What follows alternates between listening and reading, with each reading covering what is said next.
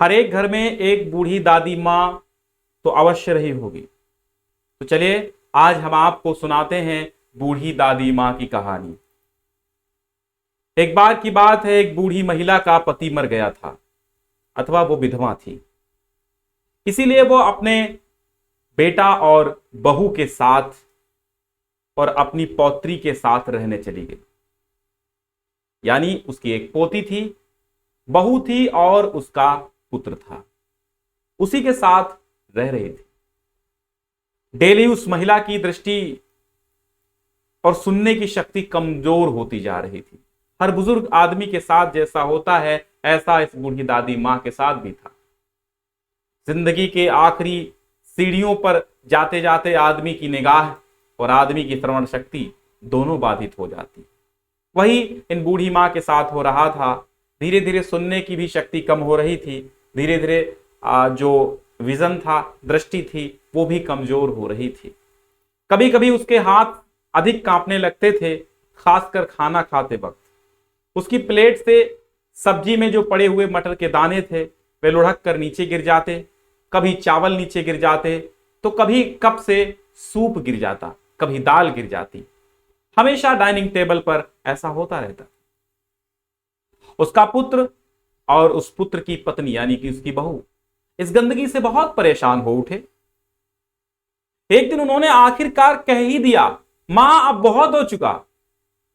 इसीलिए एक दिन उन्होंने उस वृद्ध महिला के लिए एक छोटी सी मेज झाड़ू रखने की कोठरी में, एक छोटी कोठरी जहां पे झाड़ू रखा जाता था, तो जहां पर झाड़ू रखा जाता था उस जगह, उस गंदी सी जगह पर एक छोटी सी टेबल उनके लिए लगा दी और हमेशा उनको वहीं पर बैठकर अकेले ही हर बार खाना खिलाया जाने लगा।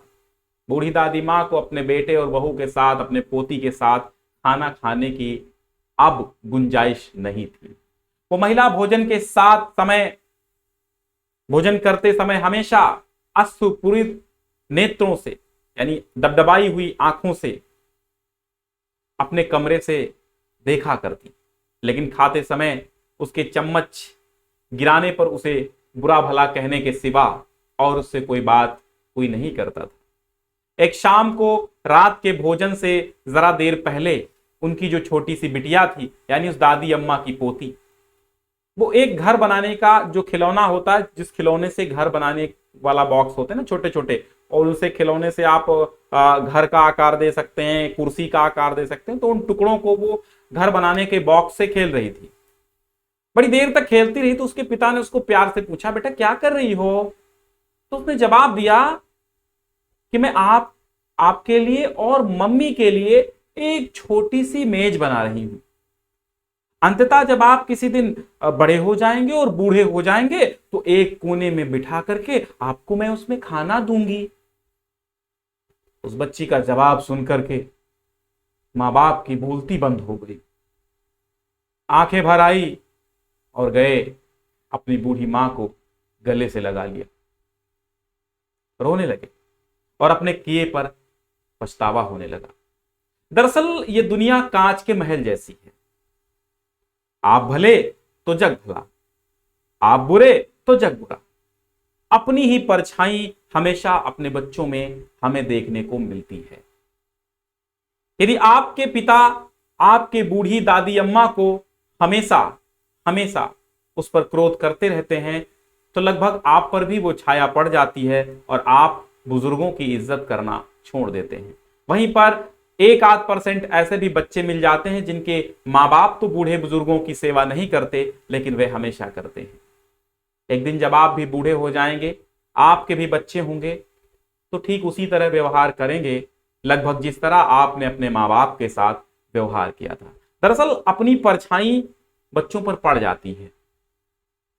अगर हम किसी बुजुर्ग की सेवा नहीं करते हैं तो हम कैसे ये अपेक्षा अपने बच्चों से रख सकते हैं कि हमारे बच्चे भी हमारी सेवा करेंगे? बिल्कुल नहीं। और आज बुजुर्गों को जो इस समाज में सम्मान नहीं मिल पा रहा है, कहीं ना कहीं हम लोग शिक्षित तो हो गए हैं परंतु सीखे कुछ नहीं है। अभी तक बहुत कुछ सीखना बाकी है। हम अपने माँ बाप से बहुत दूर रहा करते हैं। कहीं सेवा का अवसर उठाने कहीं सेवा का अवसर हमें मिलता भी है तो उस अवसर का हम लाभ नहीं उठा पाते। लेकिन वही जब हम बीमार होते हैं, हम बूढ़े होते हैं, तो अपेक्षा करते हैं कि हमारे बच्चे हमारी सेवा करें। दरअसल क्या है ना कि ये दर्पण है दुनिया।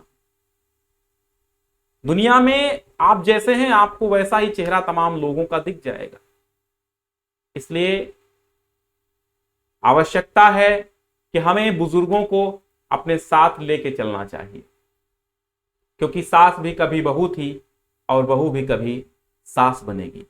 तो कैसी लगी ये स्टोरी हमें अवश्य बताइए, कमेंट बॉक्स में अपनी राय जरूर लिखिए। और ऐसे ही बेहतरीन मोटिवेशनल स्टोरीज हम आपको सुनाते रहेंगे जो आपको सुधारेंगी, आपके समाज को सुधारेंगी।